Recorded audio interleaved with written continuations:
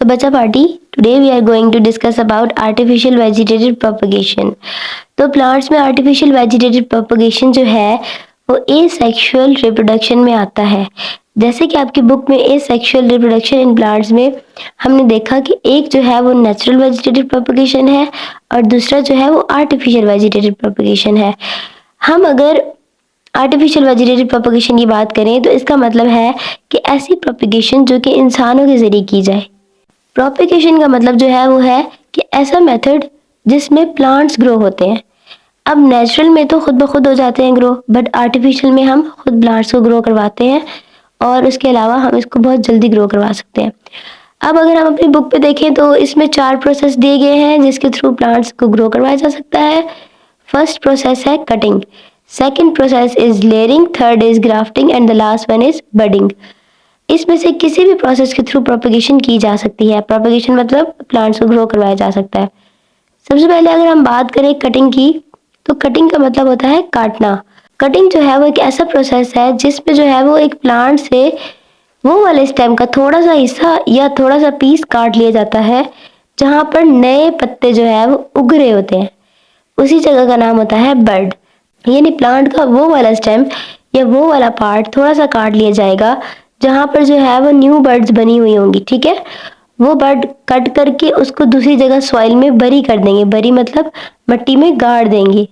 अब कुछ दिनों के बाद जिस जगह हमने वो बर्ड गाड़ी थी उसी बर्ड से, यानी बर्ड किसको कहते हैं, प्लांट के वो वाले पार्ट को कहते हैं जहां से छोटे छोटे लीव्स भी होते हैं साथ और एक बारीक से छोटा सा स्टेम भी निकला होता है, उसको कहते हैं बर्ड। अब जिस मिट्टी में वो बर्ड बरी की होगी वहां पर उस बर्ड से जो है वो अंडरग्राउंड पार्ट मतलब जमीन के नीचे रूट्स निकल आएंगी और एरियल पार्ट मतलब जमीन के ऊपर शूट और लीव्स निकल आएंगी ऊपर की तरफ, ठीक है। ये प्रोसेस जो है वो रोज में, शुगर केन में और बुगेनविलिया में होता है। यानी इन प्लांट्स में से बर्ड को लेकर किसी दूसरी मिट्टी में गाड़ दें तो वहां भी सेम ऐसे ही प्लांट ग्रो कर जाएगा। रोज कहते हैं जी गुलाब के प्लांट को, शुगर केन कहते हैं जी गन्ने को और बुगेनविलिया कहते हैं ऐसे फ्लावर्स जिनकी कोई फ्रेग्रेंस यानी खुशबू नहीं होती। आपको ये पिक्चर में भी नजर आ रहा है। तो ये था कटिंग के प्रोसेस के थ्रू प्लांट्स को ग्रो करवाना। एक बार हम बुक से भी रीड कर लेते हैं। इन दिस प्रोसेस मतलब इस प्रोसेस में, कटिंग के प्रोसेस में, a part of the plant such as stem having birds on it is cut and planted in the soil. मतलब प्लांट के स्टेम का वो पार्ट जिस पर बर्ड थी उसको कट किया और कहीं दूसरी जगह पर मिट्टी में प्लांट कर दिया। प्लांट कर दिया मतलब गाड़ दिया। After some days birds on the underground part of the cutting grow into roots and birds on the aerial part grow to form stem and leaves। कुछ दिनों के बाद जो बर्ड हमने सॉइल में गाड़ी थी उससे अंडरग्राउंड पार्ट और एरियल पार्ट निकल आते हैं और एक नया प्लांट बन जाता है, बिल्कुल अपने पेरेंट प्लांट की तरह। पेरेंट प्लांट उस प्लांट को कहते हैं जिससे हमने दूसरा प्लांट उगाने के लिए बर्ड ली थी। उसके बाद नेक्स्ट लाइन में जो है वो कटिंग की एग्जांपल्स मेंशन है और यहाँ पर कटिंग का प्रोसेस खत्म होता है। Is that clear? Then do comments. उसके बाद हमारी बुक में जो सेकंड तरीका है वो है लेयरिंग। लेयरिंग को उर्दू में कहते हैं जी दाब लगाना। लेयरिंग जो है वो एक ऐसा प्रोसेस है जिसमें जो है वो एक प्लांट की लंबी टहनी जो न्यू न्यू निकली हो ना, इंग्लिश में न्यू टहनी को कहते हैं यंग ब्रांच। तो उस यंग ब्रांच को उसी के प्लांट के साथ जो मिट्टी है ना उसमें इस तरह गाड़ देना है कि उस ब्रांच का दरमियान वाला हिस्सा सॉइल यानी मिट्टी में गाड़ दें। एक तरह से उस ब्रांच को गीली मिट्टी से कवर कर देना है और उस ब्रांच का एंड वाला हिस्सा जहां से पत्ते निकले हैं ना वो हिस्सा जो है वो ऊपर रहने दिया जाए। इस तरह से क्या होगा कि उस ब्रांच का जो हिस्सा सॉइल में होगा वहां से रूट्स यानी जड़ें निकल आएंगी और बाकी हिस्सा जो ऊपर है वहां से क्या होगा जी, वहां ऊपर से स्टेम और लीव्स जो है ना वो ग्रो हो जाएंगी और पूरा का पूरा प्लांट बन जाएगा। तो इस प्रोसेस को तो कहते हैं लेयरिंग। बट जो स्टेम रूट के साथ अटैच हुई है ना, जो हमने पहले उसको जमीन में गाड़ा था और फिर वहां से रूट्स निकली थी, तो वो वाला स्टेम जो रूट के साथ अटैच हुआ है उसको हम कहते हैं लेयर।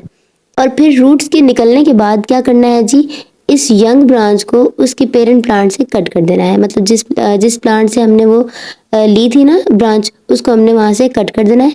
इस तरह हमारे पास एक दूसरा न्यू प्लांट आर्टिफिशियली ग्रो कर जाता है और इस प्रोसेस को हम नाम दे देते हैं लेयरिंग का।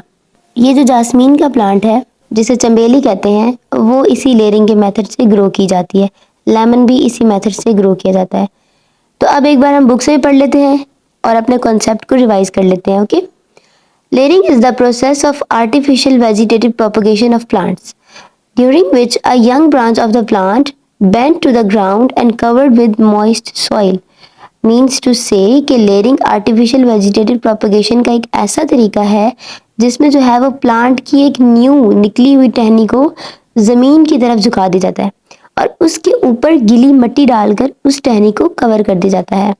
After some days roots grow in the soil from the covered part of the branch. कुछ दिनों के बाद जो है वो क्या होगा, टहनी के जिस पार्ट को हमने सॉइल में गाड़ा था ना या कवर किया था, वहां से क्या होगा जी, वहां मिट्टी में रूट्स निकल आएंगी। The attached stem with the roots is called layer. अब जिस स्टेम के साथ रूट्स अटैच हुई होंगी उसका नाम होता है जी लेयर। और लास्ट लाइन अगर देखें तो लिखा हुआ है कि the branch can now be cut from the parent plant. अब जबकि रूट्स निकल आई है उस टहनी की, तो अब तो उसे प्लांट बनने के लिए पहले वाले प्लांट की जरूरत नहीं रही, तो उस ब्रांच को उसके पेरेंट प्लांट से कट कर देंगे। इस तरह हमारा लेयरिंग का प्रोसेस कंप्लीट हो जाता है। उसके बाद ही हम बात करते हैं आर्टिफिशियल वेजिटेटिव प्रोपगेशन के थर्ड मेथड की, जिसका नाम है ग्राफ्टिंग। इसमें क्या होता है कि एक प्लांट का कोई एक पीस जो है वो काट लेंगे और उसको किसी और प्लांट के ऊपर लगा देंगे। अब ये नहीं है कि अगर हमने रोज़ के प्लांट से कोई पीस लिया है यानी कोई टहनी ली है तो उसको जो है वो हम जास्मीन के ऊपर लगा देंगे। नो, दूसरे प्लांट से मुराद ये है कि दूसरा प्लांट भी उसी रोज़ की कोई और किस्म का होगा। ग्राफ्टिंग का मेथड जो है वो रोज़ में यूज़ होता है, रोज़ में, एप्पल में, ठीक है।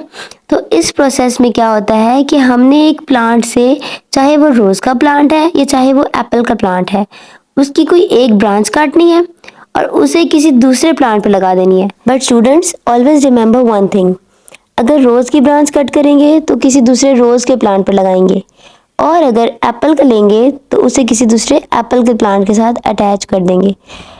उसके बाद क्या करना है कि उसको एक बहुत ज़्यादा मजबूत रस्सी से बांध देना है अच्छी तरह, ताकि वो एक दूसरे के साथ कुछ अरसे अच्छे से अटैच हो जाए। ऐसा लगे ही ना कि दो अलग अलग प्लांट थे, ऐसा लगे कि बस वो एक ही प्लांट था और वो ग्रो कर गया। अब जो हिस्सा हमने पहले वाले प्लांट से कट किया था उसको कहते हैं जी सायोन, और जिस प्लांट के साथ उस काटे हुए पीस को या ब्रांच को अटैच किया है, मतलब जिस काटे हुए पीस को हमने दूसरे प्लांट के साथ अटैच किया है, उसको कहते हैं जी स्टॉक। अब जो स्टॉक है वो सायोन को न्यूट्रिएंट्स प्रोवाइड करेगी, क्योंकि स्टॉक का नीचे वाला हिस्सा तो ज़मीन में होगा और सायोन तो स्टॉक के ऊपर लगा होगा। तो स्टॉक का काम है सायोन को अपने थ्रू न्यूट्रिएंट्स प्रोवाइड करना। न्यूट्रिएंट्स कहते हैं खुराक को, जो कि प्लांट्स सॉइल से हासिल करता है। अब कुछ दिनों के बाद सायोन और स्टॉक को जिस प्लेस से अटैच किया होगा वहाँ न्यू सेल्स बन जाएंगे और सेल्स मिलकर टिश्यूज़ बना देंगे न्यू, जिससे ऐसा लगेगा जैसे वो अलग अलग प्लांट के पार्ट थे ही नहीं, बल्कि एक सिंगल प्लांट की तरह ग्रो कर जाएगा। ये था जी प्रोसेस ग्राफ्टिंग का। अगर आप बुक से रीड करें तो सेम यही बात बताई गई है जो कि मैंने आपको ऑलरेडी बता दी है कि ग्राफ्टिंग एक ऐसा प्रोसेस है जिसमें दूसरे प्लांट का पीस कट करके किसी और प्लांट के ऊपर लगा दिया जाएगा और उसको कुछ दिनों के लिए किसी रस्सी से बांध दिया जाएगा, तब तक जब तक उसके दोनों प्लांट्स के पार्ट्स आपस में मिल न जाए।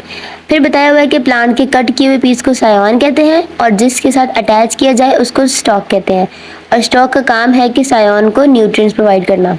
Is that clear? So last जो प्रोसेस हमने सीखना है that is called budding. Budding भी सेम ग्राफ्टिंग की तरह ही एक टेक्निक है। इस प्रोसेस में क्या होता है कि एक बड को सायोन के तौर पर यूज़ किया जाता है। ग्राफ्टिंग में क्या किया था कि किसी प्लांट का पूरा पीस लिया था जिसे हमने सायोन का नाम दिया था। बडिंग में क्या होता है कि एक पूरा पीस नहीं लिया जाता बल्कि सिर्फ एक बड ली जाती है।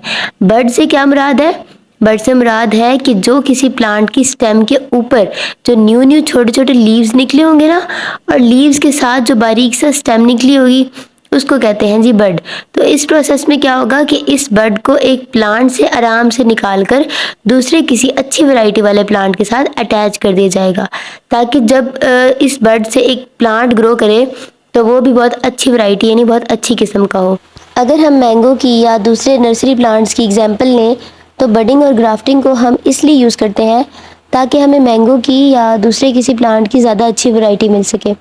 और इन दोनों प्रोसेस का एक फ़ायदा ये भी है कि इस तरह की टेक्निक वाला कोई भी प्लांट होगा, एक तो वो सख्त होगा, मतलब उसकी हार्डनेस होगी। दूसरा, समटाइम्स अगर इन प्लांट्स को पानी कम भी मिले तब भी ये प्लांट सूखते नहीं हैं बल्कि ग्रो कर जाते हैं, क्योंकि हमने दो प्लांट्स के उन पार्ट्स को आपस में अटैच कर दिया जो कि अच्छी क्वालिटी के थे। तो दो अच्छी क्वालिटी वाले प्लांट्स आपस में मिलकर ज़्यादा अच्छी वैरायटी के हो जाते हैं।